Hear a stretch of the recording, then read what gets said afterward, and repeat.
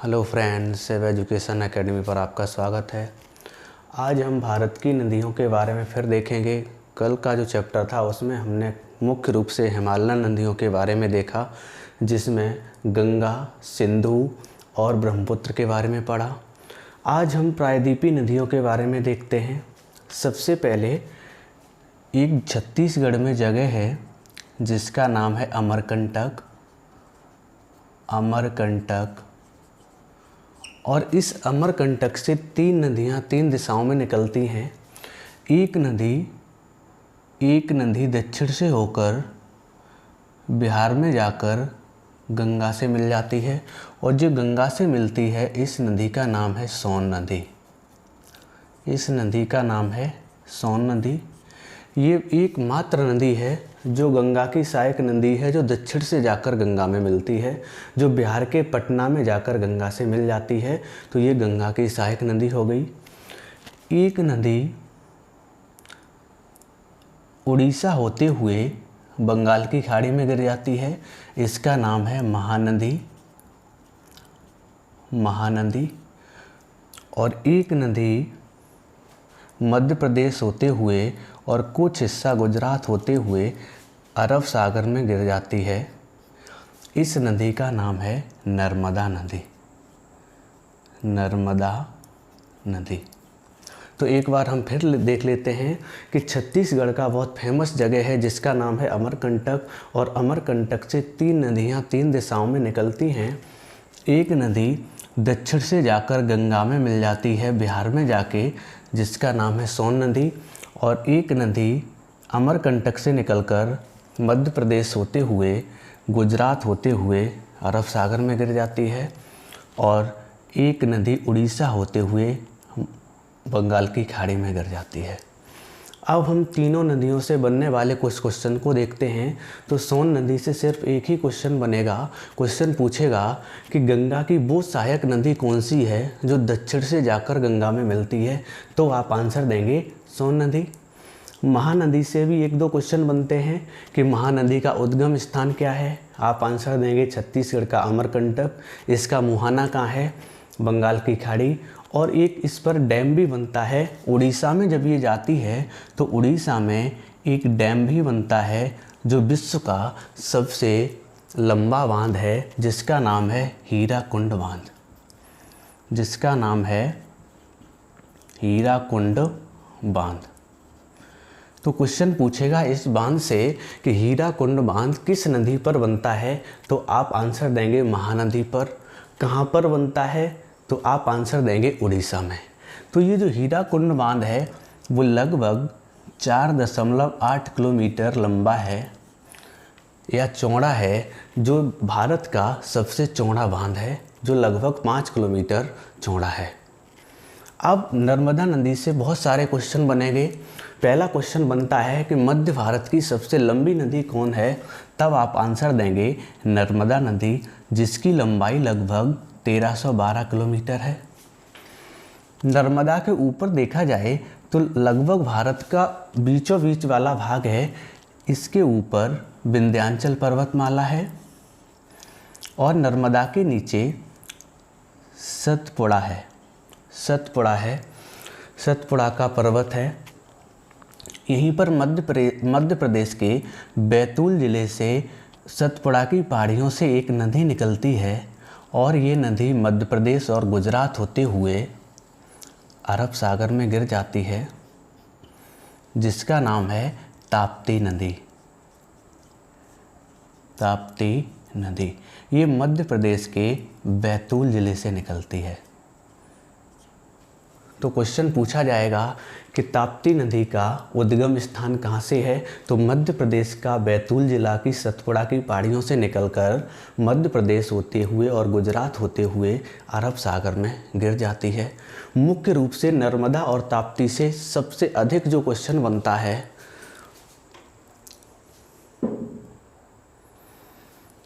तो जो ताप्ती और नर्मदा नदी हैं, इनको अगर देखें तो ये पहाड़ियों से होकर बह रही हैं। पहाड़ियों से होकर बहती हैं क्योंकि नर्मदा के ऊपर विंध्याचल पर्वतमाला है, और नर्मदा के नीचे सतपुड़ा की पहाड़ियाँ हैं, उसके नीचे आपकी ताप्ती नदी है और ताप्ती नदी के नीचे महाराष्ट्र में अजंता और एलोरा की गुफाएं हैं। इस कारण एक क्वेश्चन बनेगा कि भारत की वो कौन सी नदियां हैं जो भ्रंश घाटी अथवा द्रोणी से होकर बहती हैं, तब आप आंसर देंगे नर्मदा एवं ताप्ती। अब समझते हैं भ्रंश घाटी क्या होता है। भ्रंश घाटी, भ्रंश घाटी जिसको रिफ्ट वैली भी कहते हैं, जब कोई दो नदी दो पहाड़ी क्षेत्र के बीच से होकर गुजरती है तो ऐसी कंडीशन को भ्रंश घाटी या रिफ्ट वैली कहा जाता है। इसको द्रोणी भी कहते हैं। तो एक क्वेश्चन इम्पोर्टेंट बनता है कि भारत की वो कौन सी नदियां हैं जो द्रोणी या भ्रंश घाटी या रिफ्ट वैली से होकर बहती हैं, तो आप आंसर देंगे नर्मदा, ताप्ती और एक नदी और है जिसका नाम है दामोदर नदी, जिसके बारे में हमने कल देखा था, जो छोटा नागपुर के पठार से निकल रही थी और पश्चिम बंगाल होते हुए बंगाल की खाड़ी में गिर रही थी, जिसका नाम था दामोदर नदी। दामोदर नदी ये भी वो नदी है जो पहाड़ियों से होकर गुजरती है, क्योंकि छोटा नागपुर का पठार है वो भी आपका पहाड़ी क्षेत्र है, तो उस पहाड़ी क्षेत्र के बीच से होकर गुजरती है। तो रिफ्ट घाटी से बहने वाली जो 3 नदियां हैं भारत की, उसमें नर्मदा, ताप्ती और दामोदर नदी है। अब क्वेश्चन ये आता है कि भारत की वो कौन सी नदियां हैं जो डेल्टा नहीं बनाती। तो क्वेश्चन देखा जाए, अगर अधिकतर भारत की जो नदियां हैं वो सब डेल्टा बना रही हैं, लेकिन कुछ इम्पॉर्टेंट नदियां हैं जो डेल्टा नहीं बनाती। उनमें नर्मदा, ताप्ती और मांडवी नदी आती है। मांडवी नदी जो गोवा में है। तो ये जो 3 नदियां हैं वो मुख्य रूप से डेल्टा नहीं बनाती। अब क्वेश्चन ये पैदा हुआ, डेल्टा नहीं बनाएंगी तो ये क्या बनाएंगी? तो ये जो तीनों नदियां हैं वो एस्चुरी बनाती हैं। एस्चुरी जिसको ज्वार नद मुख भी कहते हैं, ज्वार नद मुख बनाती हैं। अब इसको समझते हैं कि एस्चुरी या ज्वार नद मुख क्या होता है। क्या कंडीशन है कि ये जो आपका दक्षिण भारत वाला हिस्सा है वो पठारी एरिया है। ये आपका जो हिमालयन क्षेत्र था वो नवीन बलित पर्वत था। तो ये जो हिमालयन नदियाँ थी वो अपने साथ मिट्टी के गाद ले जाती थी, लेकिन ये वाला जो हिस्सा है वो अब मिट्टी का गाद नहीं ले जा पाता, क्योंकि ये पुराना क्षेत्र हो गया है, पठारी क्षेत्र हो गया है। तो ये अपने साथ थोड़े से कंकड़ लेके तो जाती हैं, लेकिन इनके जल के अंदर एक भंवर सा बनता है, पानी उठता है और नीचे से कंकड़ को उठाता है, डाल देता है, ऐसा कंडीशन चलता चला जाता है, जिससे अपने साथ मिट्टी वगैरह नहीं ले जा पाती। इस कंडीशन को एस्चुरी या ज्वार नद मुख कहते हैं। तो क्वेश्चन पूछा जाता है कि भारत की वो कौन सी नदियां हैं जो एस्चुरी एवं ज्वार नदमुख बनाती हैं, तो आप आंसर देंगे नर्मदा, ताप्ती और मांडवी नदी। यहीं पर कुछ नर्मदा और ताप्ती से संबंधित और क्वेश्चन हैं। जैसे एक क्वेश्चन पूछा जाता है कि भारत में पश्चिम की ओर बहने वाली कौन सी नदियां हैं, तब भी आप आंसर देंगे नर्मदा और ताप्ती। या उल्टी बहने वाली नदियां पूछी जाए तब भी आप आंसर देंगे नर्मदा और ताप्ती। इस नर्मदा नदी पर मध्य प्रदेश का जबलपुर जिला है, उसमें ये नदी बहुत ऊंचाई से नीचे गिरती है, पहाड़ी क्षेत्र से ऊपर से नीचे गिरती है। तो एक जलप्रपात बनाती है जिसका नाम है धुआंधार जलप्रपात।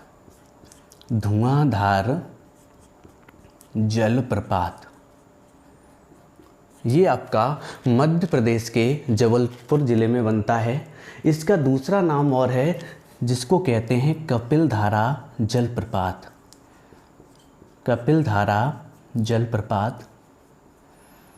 तो ये इम्पॉर्टेंट क्वेश्चन है, पूछ सकता है कि नर्मदा नदी पर कौन सा जलप्रपात बनता है, तो आप आंसर देंगे धुआंधार जलप्रपात। एवं कपिलधारा जलप्रपात किस जिले में बनता है, तो जबलपुर में बनता है। एक डैम भी बनता है सरदार सरोवर बांध, वो पूछेगा किस नदी पर बनता है, तो आप आंसर देंगे नर्मदा नदी पर। किस राज्य में बनता है, तो ये आपका गुजरात में बनता है। अब आगे देखते हैं, एक नदी और है जो एमपी में विंध्याचल पर्वतमाला से निकलती है, एमपी में विंध्याचल पर्वतमाला से निकलती है, और ये नदी ये आपका इधर गुजरात से होकर कर्क रेखा गुजरता था। उस कर्क रेखा को 2 बार काटती है और जाकर अरब सागर में गिर जाती है। इस नदी का नाम है माही नदी। माही नदी। तो माही नदी का उद्गम स्थान पूछा जाए तो आप कहेंगे मध्य प्रदेश के विंध्याचल पर्वतमाला है। इसका मुहाना अरब सागर में है। इम्पॉर्टेंट एक क्वेश्चन बनता है कि जो माही नदी है वो कर्क रेखा को 2 बार कट करती है। कैसे? जैसे ये आपकी कर्क रेखा गुजर रही है तो ये नदी एक बार ऐसे जाती है और ऐसे लौट आती है, तो कर्क रेखा को 2 स्थान पर कट करती है। उस नदी का नाम है माही नदी। तो ये क्वेश्चन पूछा जाता है कि भारत की वो कौन सी नदी है जो कर्क रेखा को 2 बार कट करती है, तब आंसर देंगे आप माही नदी। कुछ और प्रायद्वीपीय नदियों को देखते हैं। जैसे ये आपका महाराष्ट्र है, महाराष्ट्र का हिस्सा है। महाराष्ट्र के नासिक के पास एक जगह है त्र्यंबकेश्वर की पहाड़ियाँ हैं, वहाँ से एक नदी निकलती है और ये नदी तेलंगाना और आंध्र प्रदेश होते हुए बंगाल की खाड़ी में गिर जाती है। इस नदी का नाम है गोदावरी नदी। गोदावरी नदी। तो गोदावरी नदी का अगर उद्गम स्थान पूछा जाए तो महाराष्ट्र के नासिक के पास त्र्यंबकेश्वर की पहाड़ियों से निकलती है और इसका जो मुहाना है वो बंगाल की खाड़ी में है। गोदावरी नदी से मोस्ट इम्पॉर्टेंट क्वेश्चन पूछा जाएगा कि प्रायद्वीपीय भारत या दक्षिण भारत की सबसे लंबी नदी कौन है, तब आप आंसर देंगे गोदावरी नदी। इसकी जो लंबाई है वो 1465 किलोमीटर है। इसकी जो कुल लंबाई है वो 1465 किलोमीटर है। इस गोदावरी नदी से बहुत सारे क्वेश्चन बनेंगे। क्वेश्चन बनेगा कि दक्षिण भारत की गंगा किसको कहा जाता है, तब भी आप आंसर देंगे गोदावरी नदी को। या बृहद गंगा या बूढ़ी गंगा किसको कहते हैं, तो भी आपको आंसर देना है गोदावरी नदी को। जिस प्रकार आपकी उत्तर भारत में गंगा नदी फेमस है, उसी प्रकार दक्षिण भारत की जो फेमस नदी है उसका नाम है गोदावरी नदी। इसकी कुछ सहायक नदियाँ जो इम्पोर्टेंट हैं, जैसे एक है आपकी पैनगंगा और एक है आपकी बैनगंगा। बैनगंगा 2 मुख्य सहायक नदियाँ हैं। आपको कंफ्यूज नहीं होना है, क्योंकि लोग वह कंफ्यूज होके ये जो सहायक नदियां हैं वो गंगा नदी की समझते हैं, लेकिन गोदावरी नदी की 2 मुख्य सहायक नदियां हैं, पैनगंगा और बैनगंगा। याद करने का तरीका सबसे अच्छा है कि महाराष्ट्र में अगर किसी को दर्द हो रहा हो, पेन हो रहा हो, तो उसको ज़रूरत किसकी पड़ेगी, बैन की। तो दोनों ही आप संबंधित कर लेंगे गोदावरी नदी से कि गोदावरी नदी की जो सहायक नदियां हैं वो पैनगंगा और बैनगंगा है। अब हम आगे देखते हैं। इसी महाराष्ट्र के पास एक जगह है महाबलेश्वर। वहाँ से एक नदी निकलती है और ये नदी कर्नाटक और तमिलनाडु होते हुए बंगाल की खाड़ी में गिर जाती है। इसका नाम है कृष्णा नदी। कृष्णा नदी। यहाँ से भी एक क्वेश्चन बनेगा कि दूसरे नंबर की दक्षिण भारत की वो कौन सी नदी है जो सबसे लंबी है, तो आप आंसर देंगे कृष्णा नदी को। इसकी लंबाई लगभग 1400 किलोमीटर है। 1400 किलोमीटर है। और कृष्णा नदी से क्वेश्चन बन सकता है कि कृष्णा नदी पर कौन सी सागर परियोजना चल रही है, तो उसका नाम है नागार्जुन सागर बांध परियोजना। नागार्जुन सागर बांध परियोजना। ये जो परियोजना है वो आंध्र प्रदेश में चल रही है। तो आपको कृष्णा नदी से संबंधित 3-4 क्वेश्चन याद रखने हैं कि कृष्णा नदी का उद्गम स्थान क्या है। तो महाराष्ट्र के महाबलेश्वर से ये नदी निकलती है और बंगाल की खाड़ी इसका मुहाना है। ये दक्षिण भारत की दूसरे नंबर की सबसे लंबी नदी है जिसकी लंबाई 1400 किलोमीटर है। इस पर एक बांध बनता है जिसका नाम है नागार्जुन सागर बांध, जो आपका आंध्र प्रदेश में बनता है। इसकी भी दो इम्पॉर्टेंट सहायक नदियाँ आपको याद रखनी हैं, जिसमें एक है पैंचगंगा और एक है दूधगंगा। पैंचगंगा और एक है दूधगंगा। तो इनको भी समझते हैं। याद करने का तरीका इनका भी अच्छा है कि बात की जाए कि महाराष्ट्र और मध्य प्रदेश के बॉर्डर पर एक पैंच है। हाँ, तो अगर देखा जाए, सबसे पहले समझते हैं पैंचगंगा और दूधगंगा। इन सहायक नदियों के बारे में देखते हैं जो कृष्णा की सहायक नदी हैं। इनको याद रखने का तरीका है कि महाराष्ट्र और मध्य प्रदेश के बॉर्डर पर एक वन्य जीव अभयारण्य है जिसका नाम है पेंच, और पेंच आपका एमपी में भी जोड़ा जाता है, महाराष्ट्र में भी जोड़ा जाता है, क्योंकि ये विवादित जगह है।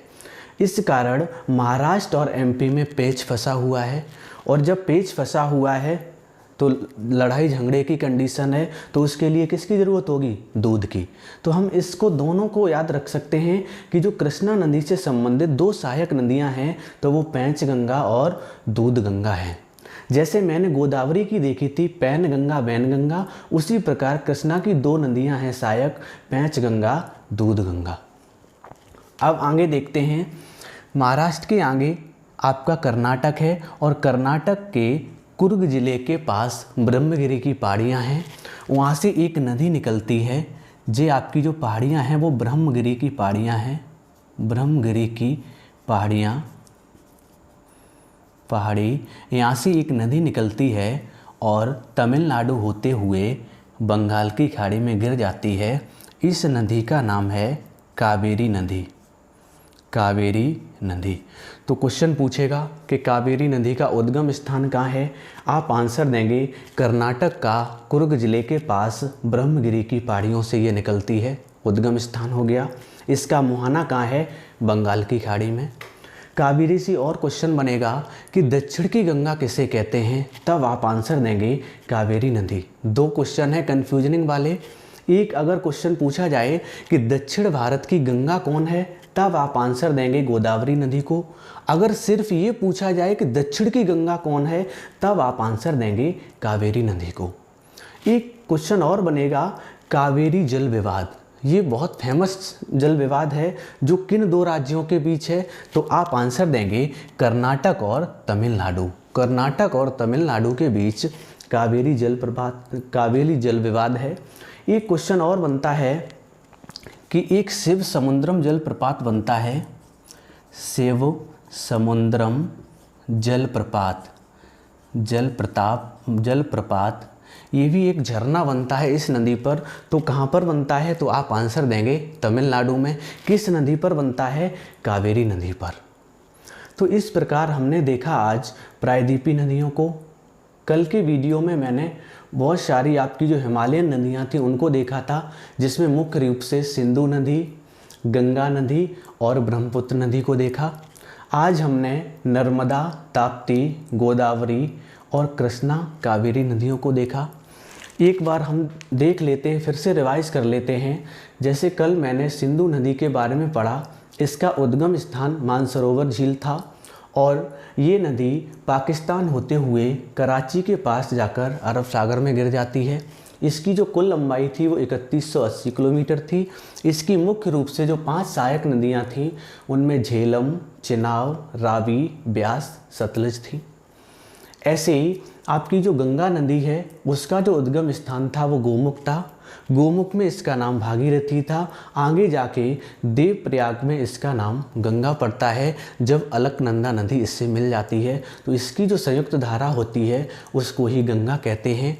और गंगा 5 राज्यों से होकर बांग्लादेश में इंटर करती है। उनमें मुख्य रूप से जो 5 राज्य थे वो उत्तराखंड, उत्तर प्रदेश, बिहार, थोड़ा सा हिस्सा झारखंड का और पश्चिम बंगाल होते हुए फरक्का के पास जाकर बांग्लादेश में इंटर कर जाती है। गंगा का जो नाम है बांग्लादेश में पद्मा है। फिर हम देखते हैं ब्रह्मपुत्र नदी के बारे में। ब्रह्मपुत्र नदी का जो उद्गम स्थान है वो यांगसी ग्लेशियर है। ये भी जगह मानसरोवर झील के पास है। तिब्बत में इस नदी का नाम सांगपो या सापू नदी था। इसकी जो कुल लंबाई है वो लगभग 2900 किलोमीटर है। और जब ये नदी अरुणाचल प्रदेश में प्रवेश करती थी तो इसका नाम देहांग या सियांग था, और असम या भारत में इसका नाम ब्रह्मपुत्र था। और ये नदी जब बांग्लादेश में इंटर कर जाती है तो बांग्लादेश में इसका नाम जमुना था। और जमुना और पद्मा जब ये दोनों नदियाँ मिल जाती हैं तो इनसे बनने वाली जो संयुक्त धारा है उसको मेघना के नाम से जानते हैं। और मेघना नदी आगे सागर द्वीप के पास जाकर बंगाल की खाड़ी में गिर जाती है, और यहाँ पर एक विश्व का सबसे बड़ा डेल्टा बनता है जिसका नाम था सुंदरवन का डेल्टा। तो कुछ हिमालयन नदियों को मैंने कल देखा, और आज मैंने प्रायद्वीपीय नदियों में मुख्य रूप से नर्मदा और ताप्ती गोदावरी नदी को देखा। धन्यवाद।